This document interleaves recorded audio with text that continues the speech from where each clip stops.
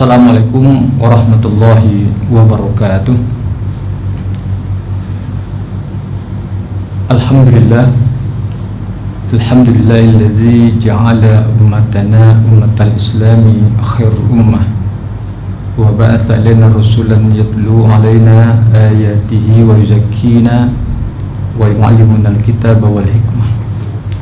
Asyhadu an la ilaha illallah wahdahu la syarika lah, akmala lana ad-dina wa atamma 'alaina an-ni'mah, wa asyhadu anna Muhammadan abduhu wa rasuluhu al-mab'usu lil 'alamin hudan wa rahmah.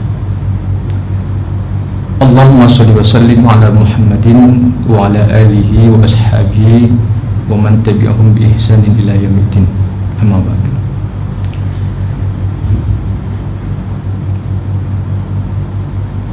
Pemirsa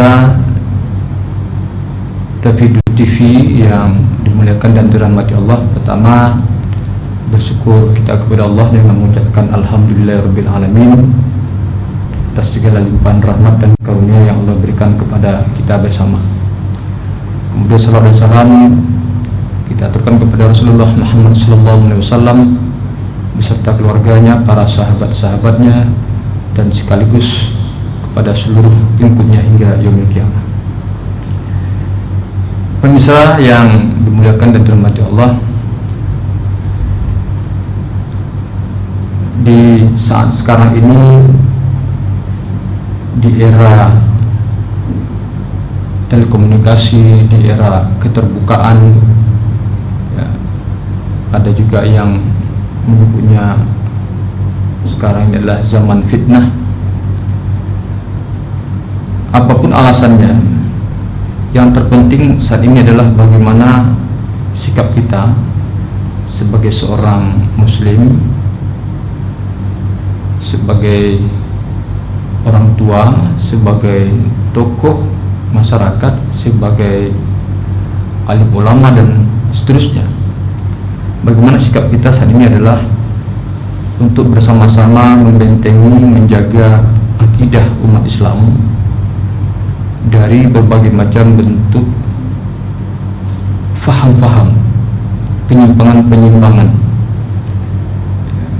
dari berbagai faham-faham yang begitu berkembang. Kalau kita meminjam istilahnya Majelis Ulama Indonesia, itu adalah bagaimana kita membentengi akidah umat ini dari yang namanya aliran sesat atau ajaran-ajaran sempalan. Nah, terkait dengan hal ini, Rasulullah Muhammad SAW sudah pernah mengingatkan kita sekitar 1400 tahun yang lalu. Rasulullah mengatakan, iftaraqal yahudu ala ihda aw thintaini wa sab'ina firqah, bahwa kaum Yahudi itu terpecah pada 72 golongan. Wa tafarraqatin nasara ala ihda aw sittaini wa sab'ina firqah, dan begitu juga kaum Nasrani juga terpecah kepada 72 golongan. Wa taftariqu ummati ala thalathin wa sab'ina firqah. Nah, nanti umatku, kata Nabi, akan terpecah menjadi 73 golongan. Kullaha finnar, semuanya itu masuk neraka, illa wahidah, kecuali satu golongan saja. Nah, lalu para sahabat bertanya, wa man hum ya Rasulullah, siapakah golongan itu ya Rasulullah? Nabi mengatakan, hum alladzina an'amta alaihi wa ashabi. Jadi yaitu orang-orang yang mengikuti jalanku dan jalan para sahabat-sahabatku. Pemirsa yang dimuliakan dan dirahmati Allah, nah maka oleh karena itu, terkait dengan masalah ini, Majelis Ulama Indonesia juga sudah mengeluarkan fatwa yang diminta oleh masyarakat pada umumnya, dan ini memang sudah ditunggu-tunggu. Nah, alhamdulillah dalam hal ini kita sudah memiliki hasil putusan Majelis Ulama Indonesia terkait dengan masalah faham ini. Nah, maka setidaknya ada 10 kriteria atau tanda untuk dapat mengidentifikasi apakah suatu paham itu sesat atau tidak. Nah, jemaah yang dimuliakan Allah, nah dalam hal ini setidaknya kondisi sekarang itu ada 3 hal yang patut kita waspadai untuk dalam rangka menjaga membentengi akidah umat Islam atau keimanan umat Islam itu. Nah, 3 hal itu adalah diantaranya, yang pertama, kita perlu membentengi dari yang namanya pemurtadan. Nah, sekarang itu sudah berkembang yang namanya pemurtadan, murtad. Nah, bahwa apa itu murtad ya? Nah, murtad ini secara sederhana kita bisa mengatakan bahwa yang dulunya dia adalah seorang muslim, kemudian dia keluar dari Islam. Nah, jadi dia muslim, rajin jemaah ke masjid. Nah, suatu ketika kemudian mendapat informasi ternyata dia keluar dari Islam. Nah, memang tidak mudah kita untuk menilai mengatakan seseorang itu murtad atau tidak. Nah, maka tentu ada beberapa hal yang perlu kita amati, yang kita kritisi. Nah, misal salah satunya kita lihat dulu dia apakah sholat atau tidak. Nah, kalau dia sholat, nah berarti dia adalah seorang muslim. Nah, tapi kalau dia seorang muslim tak pernah sholat, nah ini lain hal. Tak usah kita terlalu ini kan. Bukan berarti kita tidak mendakwahinya, tetapi yang menjadi masalah itu adalah yang selama ini kita ketahui dia adalah seorang muslim, tiba-tiba dia keluar dari Islam. Nah, ini yang menjadi keprihatinan kita. Nah, maka apa langkah kita?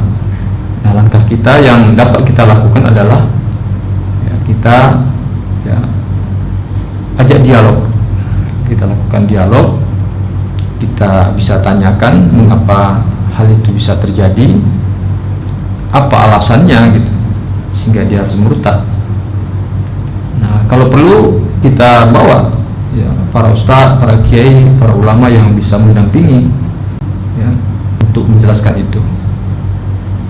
Nah, jadi sholat menjadi ukuran pertamanya. Nah, maka oleh karena itu setelah kita jelaskan, setelah kita tanyakan, kemudian kita suruh dia bertobat. Nah, lalu kemudian kita jelaskan kepadanya bagaimana hukum ya, terkait dengan masalah orang murtad ini. Nah, di dalam Islam dia dikatakan orang murtad itu dihukum mati. Ya, jadi dia dihukum mati. Sebagaimana Nabi mengatakan at-tariku lidinihi al-mufariqu lil jamaah. Jadi orang yang salah satu orang itu dihukum mati itulah karena dia meninggalkan agamanya. Nah, kalau itu satu orang itu, tapi kalau murtad itu adalah kolektif, satu kampung, satu negeri, nah maka ini diperangi. Nah, ini sebagaimana yang pernah dilakukan oleh Khalifah Abu Bakar ketika itu, sehingga dikenal dengan istilah perangnya Harbul Murtadin, perangnya orang-orang murtad. Nah, tapi kalau satu orang, nah ini bisa dijatuhi hukuman mati. Nah, tetapi tentu hal ini tidak berlaku di negara kita. Tidak berlaku di negara kita karena tidak ada undang-undang yang mengatur spesifik masalah itu. Nah, sehingga boleh dikatakan di tempat kita ini itu bebasnya orang murtad. Nah, maka oleh karena itu perlu kita waspadai sebagai orang tua, sebagai ya, tokoh, memperhatikan akidah ya, para anak kita, generasi kita, dan kaum muslimin pada umumnya. Di dunia khususnya itu kita juga menemukan beberapa aduan dari masyarakat, begitu juga berkembang ya, paham-paham yang belum diketahui kebenarannya, belum diketahui ya kelurusannya di dalam berislam. Nah, kita pernah didatangi oleh tokoh masyarakat ya, RT dengan tokoh-tokoh ya, melaporkan. Nah, di situ diadukan bahwa ini ada bentuk-bentuk paham yang menyimpang. Nah, salah satu yang menyimpang itulah terkait dengan masalah ya sholat tidak wajib lagi gitu. Nah, bahkan ada yang mengatakan sholat Jumat ya cukup di rumah saja, tak perlu ke masjid. Nah, ini kan tentu menjadi keresahan bagi masyarakat setempat gitu. Nah, maka suatu ketika kita pernah mengundang, kita pernah bahkan mendatangi tabayun ya, ke para jemaah yang bersangkutan. Nah, ternyata tentu jawabannya berbeda. Nah, terkadang memang mereka mencari-cari alasan untuk pembenaran, tapi perlu dilakukan pemantauan terus-menerus. Nah, inilah yang kita lakukan pemantauan terhadap aktivitas mereka. Nah, jadi itu diantaranya. Begitu juga di daerah lain. Nah, kita juga pernah melakukan satu dialog ya dengan salah seorang yang tersangka gitu ya, yang dianggap membawa ajaran sesat. Nah, kita surati, pertama tidak datang, kemudian yang kedua juga tidak hadir, kemudian yang ketiga, nah dengan ada ancaman dari pihak kepolisian, nah, sehingga dia hadir. Nah, namun kemudian dialog, kemudian ternyata beliau minta maaf, bukan maksud ingin mengembangkan paham sholat itu tidak wajib, tetapi dia mengatakan dia tidak merasa banyak dosa, merasa tidak layak untuk melakukan ibadah gitu. Nah, ini tentu ada masalah-masalah psikologis ya. Nah, tentu kalau itu sudah sampai membawa sebuah paham kepada masyarakat, nah ini tentu bisa diproses secara pidana juga. Nah, jadi banyak aduan-aduan masyarakat kita. Nah, ini kasus murtad ini juga begitu. Nah, saya sendiri beberapa bulan yang lalu itu sempat dihubungi oleh salah seorang jemaah ya, melaporkan bahwa anak gadisnya ya murtad. Nah, ya murtad, dan itu adalah, kalau kita tahu, adalah bersuku Minang. Nah, setahu kita ya namanya orang Minang itu identik dengan Islam. Nah, tak ada orang Minang itu yang selain Islam gitu ya. Nah, tapi faktanya sekarang berbeda. Nah, jadi ini bisa saja terjadi karena begitu dangkalnya mungkin pemahaman keagamaan. Nah, memang kita sinyalir bahwa ada dua faktor penyebab dominan misalnya terjadi pemurtadan ini, yaitu pertama adalah faktor ekonomi dan yang kedua adalah faktor perkawinan. Nah, ini satu hal yang sering muncul di masyarakat kita. Nah, faktor ekonomi ya ini tentu ya bahwa memang kemiskinan itu mendekati kekufuran, dan itu memang kenyataan bisa seperti itu, dan ya dibantu dengan ekonomi, finansial dan sebagainya. Nah, dalam keadaan terdesak, nah akhirnya pindah agama, dipuji-puji dan sebagainya. Nah, faktor perkawinan ini juga begitu. Faktor perkawinan ya itu tadi yang contoh yang saya katakan, seorang ya, anak gadis kemudian berpacaran dengan seorang agama yang tidak muslim. Nah, sudah ya jatuh cinta ya bahasanya begitu, kemudian tak mau dipisah.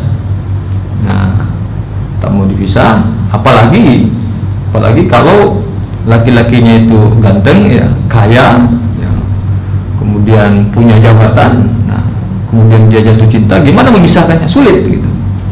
Nah, apalagi kalau ya didakwahi, tak bisa ditakut-takuti dengan ditakuti dengan neraka, tak bisa. Nah, tentu harus ada solusi-solusi konkret.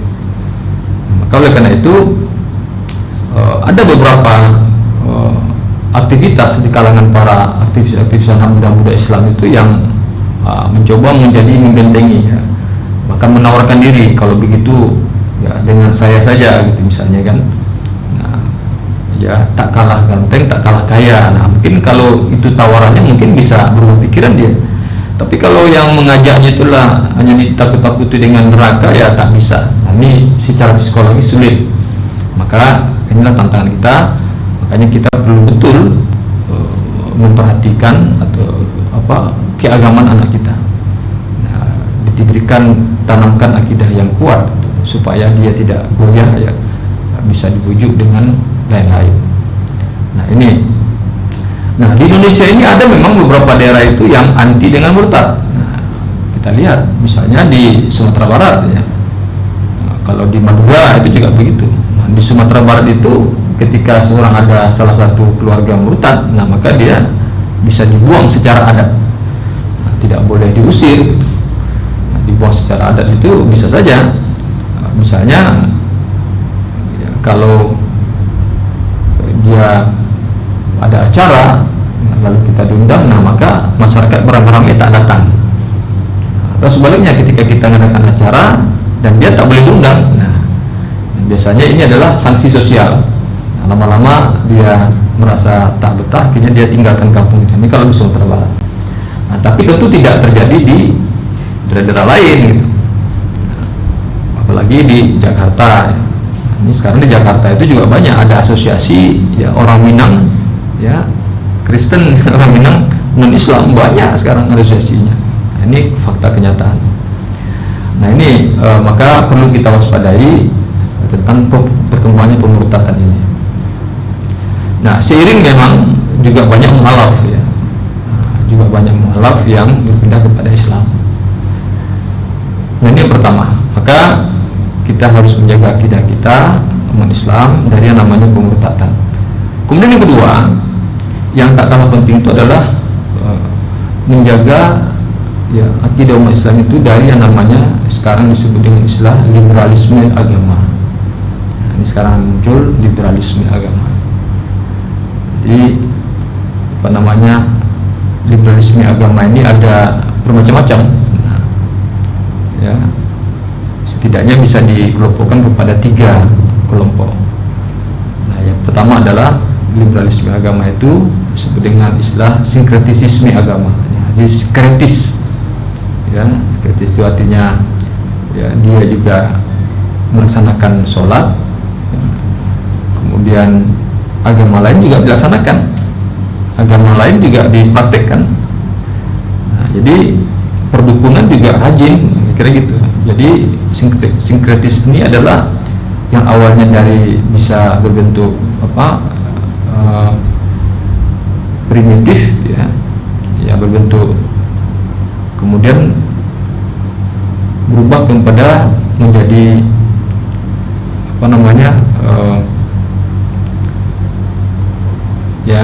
ya sejenis menggabungkan ya, beberapa paham-paham itu sekaligus. Jadi dari animisme kemudian menjadi dinamisme. Nah, jadi misalnya ya keperdukunan rajin, sholat juga rajin.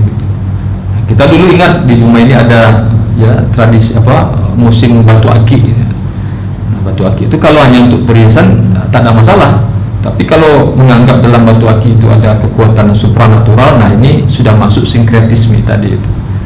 Nah, sehingga menganggap ada suatu kekuatan dalam batu-batu itu. Nah ini merusak akidah, ya bercampur dengan kesyirikan. Nah, ini namanya sinkretis. Nah, kemudian yang kedua, bentuk daripada liberalisme agama ini adalah ada disebut dengan sintesisme agama. Nah, sintesis ya mengoplos, ya, bukan hanya minimal yang dioplos, tetapi agama pun dioplos gitu. Nah, jadi ada 3 agama samawi, ya. Agama besar, ada agama Yahudi, kemudian adalah Nasrani dan Islam. Nah, dioplos, dijadikan satu, digabungkan satu. Nah, bahkan ada yang nanti sholat ibadah secara Islam, nanti cara Kristen, cara Yahudi, nanti ganti-gantian. Nah ini juga berkembang di dalam masyarakat kita. Alasan adalah demi liberalisme agama, bahwa semua agama itu baik gitu. Nah, sehingga ketiga-tiganya dilaksanakan, nah, diamalkan, lalu mencampur adukkan, mengoplos.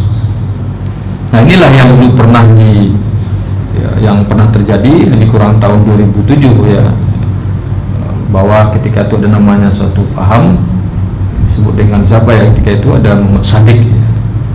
Nah, dengan pahamnya Al-Qiyadah Al-Islamiyah, lalu difatwakan oleh Majelis Ulama Indonesia ini adalah termasuk sesat, kemudian diproses secara hukum. Nah, setelah itu dia rubah lagi nama pahamnya dengan Milah Abraham. Nah, kemudian diketahui lagi oleh Majelis Ulama Indonesia, kemudian dia rubah lagi. Nah, tidak lagi menggunakan simbol-simbol bahasa agama, tapi dia sudah rubah dengan pendekatan budaya. Nah, maka muncullah ada istilah Gavatar gitu, Gerakan Fajar Nusantara. Nah, kemudian ini sudah dilakukan pendekatan oleh Majelis Ulama Indonesia, kemudian sudah dilakukan dia bertobat, kemudian di bawah pembinaan. Nah, jadi begitu juga. Nah, ya ada beberapa tokoh ya di Yogyakarta itu, ya pemutatan juga sangat berkembang di sana tuh. Nah, sehingga ada suatu ketika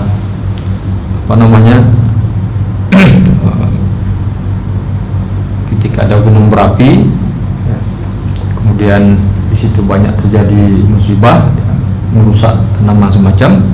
Nah, sehingga banyak masuk ya, untuk memurtadkan kaum muslimin. Nah, sehingga didengar oleh tokoh-tokoh ketika itu, diantaranya dalam Muhammadiyah, ya, kemudian para aktivis-aktivis Islam lalu mengumpulkan dana untuk membantu. Nah, ternyata di situ sudah keburu masuk mereka. Nah, ini jadi maka hal-hal yang seperti itu memang harus dilakukan dengan gerakan-gerakan yang sama. Kalau itu masalah ekonomi, maka harus dilakukan dengan kegiatan ekonomi yang sama. Nah, jadi tidak bisa dengan cara-cara yang lain, tidak efektif. Nah, jadi itu tadi bahwa ada sintesis ya, sintesis agama, pengoplosan.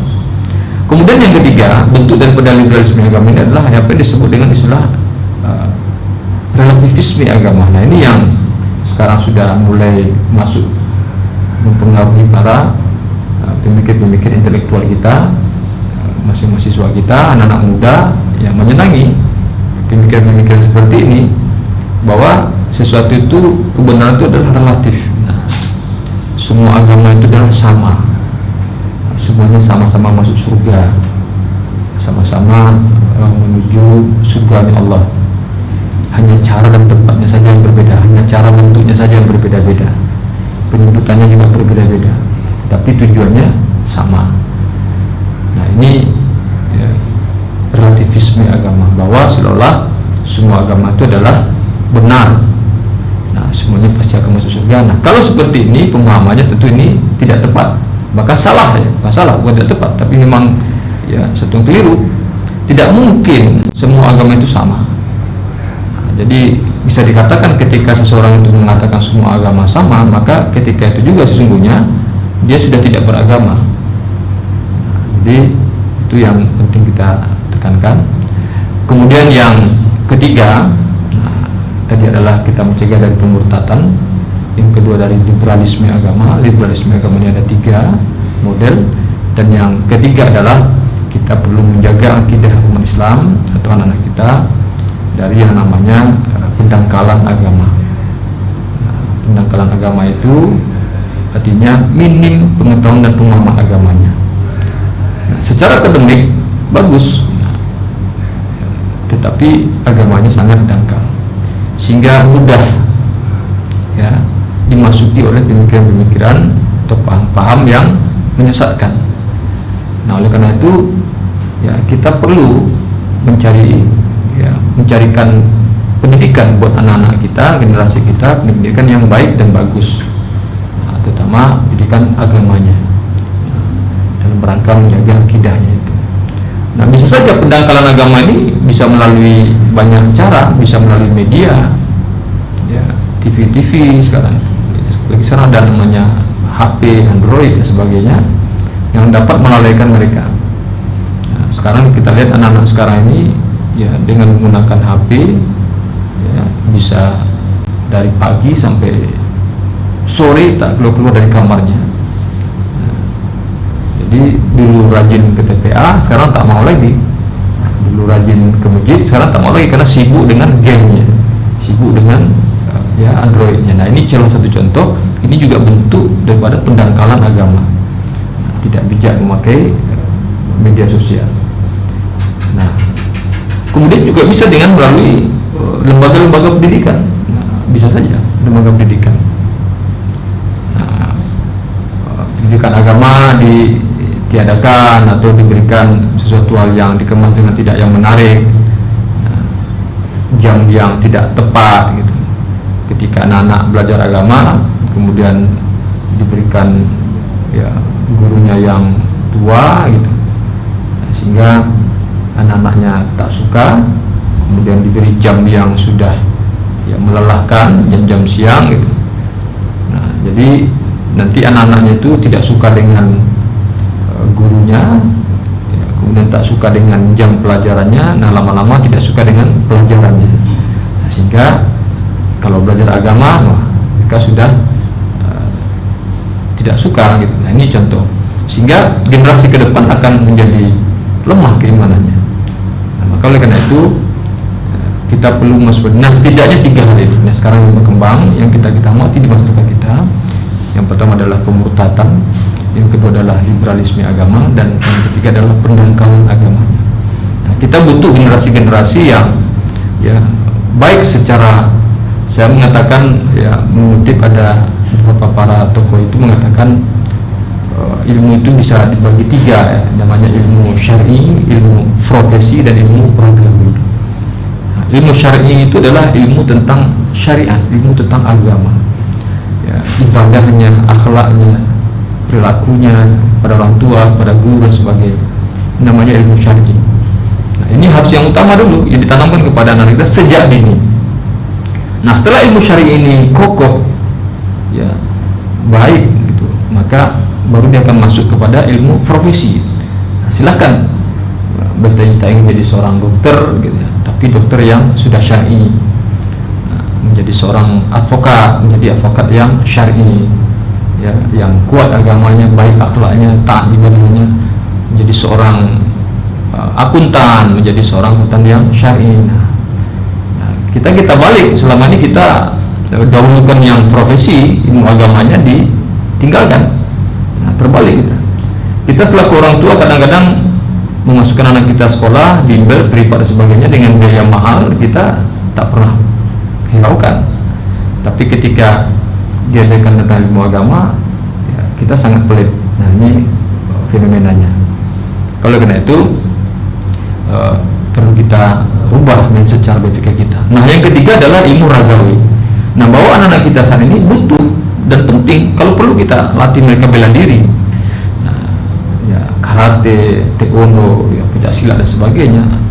Ya kenapa? Karena generasi ke depan tuh butuh generasi yang cekatan. Nah, tidak hanya otaknya tapi juga fisiknya. Nah, apalagi sekarang banyak kriminal, ya kriminal di mana-mana, ya begal di mana-mana gitu. Nah, paling tidak dia bisa mengingatkan dirinya. Nah, itu maka harus kuasai dalam 3 hal ini, adalah ilmu syar'i, ilmu profesi, ilmu ragawi. Nah, kalau ilmu syar'i itu adalah yang menangkap itu adalah hatinya, ilmu profesi itu adalah otaknya, dan ilmu ragawi itu adalah fisiknya. Nah, jadi 3 ini harus kita berikan kepada generasi kita, kepada anak-anak kita. Mungkin demikian pemirsa, mudah-mudahan kita bisa bersama-sama selalu membentengi akidah umat Islam dari berbagai macam bentuk penyimpangan tadi. Nah, maka perlu juga kita inventarisir sebenarnya apa yang sekarang itu sudah terjadi terkait dengan masalah paham-paham ini. Dan kita banyak mendapat aduan dari beberapa jamaah itu, ya ada tanda-tanda. Nah, tapi memang keterbatasan kita untuk mengidentifikasinya. Maka ke depan memang perlu ada kita memetakan atau mengidentifikasi indikasi-indikasi, dan sebelum ini menjadi berat, menjadi banyak pengikutnya, kita akan lebih sulit untuk mencegahnya. Oleh karena itu perlu dilakukan upaya-upaya untuk sosialisasi, tabayun, dialog, ya, berdakwah, untuk menyampaikan tema khusus terkait dengan masalah penyimpangan-penyimpangan ini. Mungkin itu saja yang dapat saya sampaikan. Lebih kurangnya mohon maaf, dan saya tutup dan saya akhiri. Wabillahi taufiq wal hidayah. Wassalamualaikum warahmatullahi wabarakatuh.